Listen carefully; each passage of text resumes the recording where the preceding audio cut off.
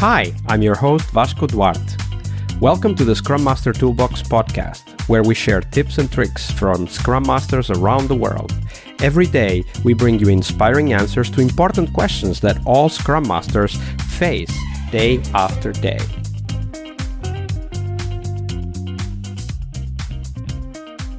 Hello everybody, welcome to one more week of the Scrum Master Toolbox podcast. And this week joining us from the UK is Hassan Butt. Hey Hassan, welcome to the show. Hi Vasco, so excited to be here. Absolutely. So Hassan builds high-performing teams and unlocks their potential in his current role as a Scrum Master at a UK FTSE, I think it's called. 100 telco. He also serves as an agile coach and mentor, supporting others in their professional growth. Hassan is well known on LinkedIn as well for sharing valuable content with and insights from his practice with the wider agile community, which is exactly what he's doing with us this week. So I have the pleasure to interview Hassan. Hassan, hey, tell us a little bit more about yourself and how did you end up becoming a Scrum Master? Sure. So I probably would say that my entry into this field was probably unconventional. I came from the contact centers. And I think this is a feel-good story for people because a lot of people come into the role of a Scrum Master, and if they haven't come from a technical background, it can feel quite daunting. You know, feel like almost you're a second-class Scrum Master. You know, not as good as someone who's come from a development background per se. So I came from a contact center background.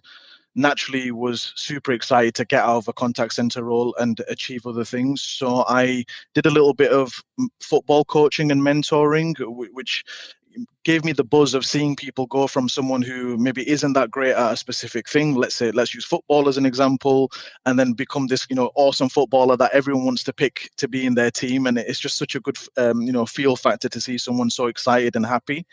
And I came across the role of a Scrum Master. There was my company, I'm very grateful, they did some form of a digital pathway where anybody from across the business could come across and move fields. Now, imagine how shocking that sounded to me at that time, that I could go from a contact center advisor saying, "Hi, Becky, can I get you some broadband today?" to working within high performing teams, delivering awesome projects and products, in the environment of my company. But even though they say, if something seems too good to be true, it probably is. In this instance, I'm happy to say that wasn't the case, and it was something which was actually possible. So I had to do some form of video to, show why I'd be good for the role. Did my application, got accepted for my application to become a Scrum Master, and did an interview. So I did loads of prep, and what I would like to disclose is that I didn't do it all on my own. I am very fortunate to have some good people around me who were happy to give me some insights. So they did some prep work with me, did my presentation, got really good feedback. But unfortunately, or you could say fortunately, I failed at the last hurdle. I got some feedback to say that, I missed up on something slightly. Perhaps I didn't utilize active listening in a way that would be useful. And it was right at the end of once I'd finished my interview, was that where I had to ask questions. I was so nervous and scared to ask a question for the fear of not knowing the environment of the digital space that I'd be going into. And because I was so scared, I asked a question. I rehearsed the answer in my head, what the person would say to me. And they didn't say that. They said something completely different. And I was so frozen with fear that I just went to the next question and completely ignored what they'd said.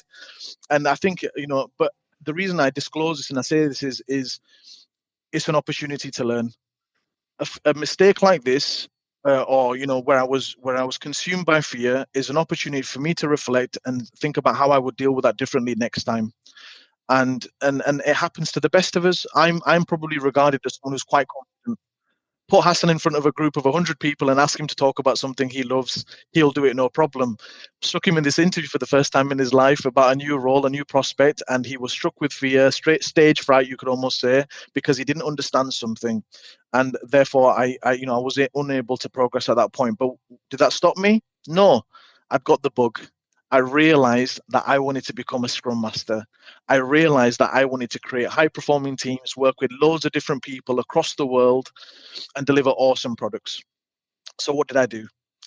I took my learnings, I took the feedback that I'd got, I'd been, mentioned about active listening, and I started to, because I noticed that people who do know me, anyone listening in will know that if you give me an opportunity to speak, I will take it and I will talk. It was one of my strengths, and learning to embrace the pause, learning to listen, more attentively. There's different stages of listening and all the amazing things that come with it. All of these things are things that I acquired due to that feedback. And if I didn't get that feedback, would I be the awesome Scrum Master I am today? Maybe not, maybe so. But that's up for debate.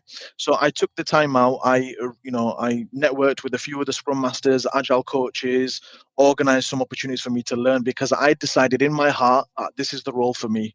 This is what I wanted to achieve. So fast forward 6 months down the line, I'm back again. Same interview process again. I've gone back in for it, and this time I'm pleased to say I was successful, and that's why you have Hassan, the Scrum Master, today.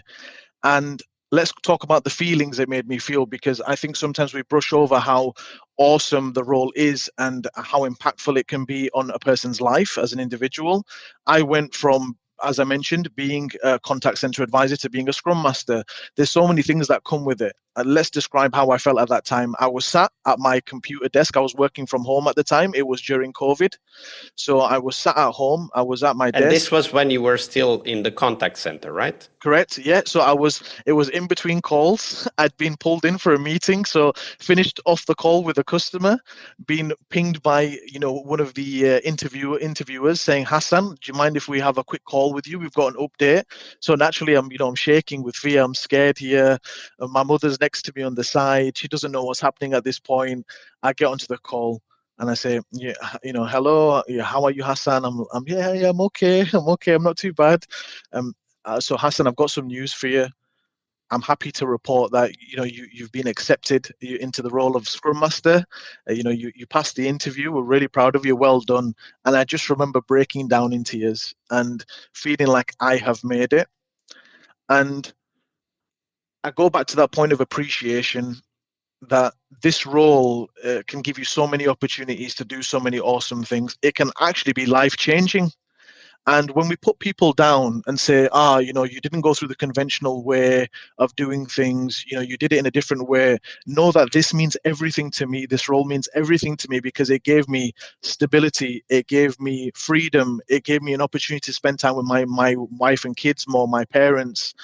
All of these things it unlocked for me that I didn't have before, where I would have to wait, whisper behind a quiet voice, or lip something to my child, say, please be quiet, I'm on a call or I'm doing something. And now in my area, people are accepting. If my child walks in, they get a wave. My team loves my kids when they see them on camera. Everything's so really one of the things that I hear from you, and of course today's Monday, we would talk about failure, and we will. But one of the things that I hear from you is that when you got into the Scrum Master role, you were seen by your colleagues as more than just another person in the contact center. You started to feel seen as a human being. Is that what you're saying?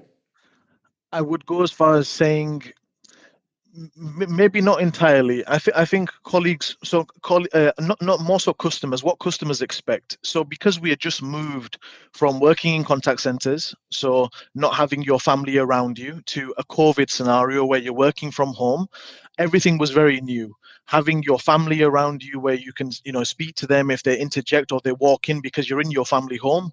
Sometimes a person needs to walk from one room to another, and these things were not normal at that point. They were becoming normal, but they weren't at that time. Therefore, it was difficult. It was a difficult process, where in the digital space, everyone was completely different, a bit more relaxed, because maybe they weren't speaking to customers directly and they didn't have to worry about that. So I think that's probably what guided it. Yeah. Okay. So I do want to, we're almost at the end of this episode, but I do want to zone in on something you shared about your first interview process. And I remember you said at that time, I didn't succeed. You told that story, but you said, I was driven by fear. And I want to explore that a little bit more, because many of us, when we go into a new situation, even if we've been Scrum Masters for a long time, let's say we have the first retrospective where, a customer is present, or the CEO is present, and we feel anxiety, we feel afraid we're going to fail. And for me, it's very important for you to share, how were you able to overcome? Because the first time you did it, you were in that space of fear that didn't allow you to be a good listener. And then in the second time you did it, you were no longer in that space of fear. What triggered that change for you, Hassan? I think it's a hunger to improve, a hunger to be better. And I want to link this into what I know very well. So you hear a lot about footballers coming from some of the hardest, harshest areas, countries, places. And it's that hunger and desire to get out and to improve and be better and provide a good life for their families. One of my biggest motivators, and I used to say this to my wife, is when my son goes to school and they have a opportunity for parents to come in and talk about what jobs they do. And I want my son to be able to walk into school and say, my dad's a Scrum Master and he does all these awesome things, versus, I want my dad works in a contact center. And I have nothing against people who work in contact centers. It's a good job for people, but my desire was to be much more. Yeah, absolutely. And that's an important aspect, the hunger to succeed, that help you overcome fear. Great story. Thank you for sharing that, Hassan. Thank you, Vasco. Thank you for listening. Monday is about what we learn from our obstacles and our failures. But tomorrow is Team Tuesday here on the Scrum Master Toolbox podcast. We explore teams and their journeys, the habits they develop that threaten their performance, how each of our guests helped their teams evolve, and the one key lesson they learned from that experience. We really hope you liked our show. And if you did, why not rate this podcast on Stitcher or iTunes?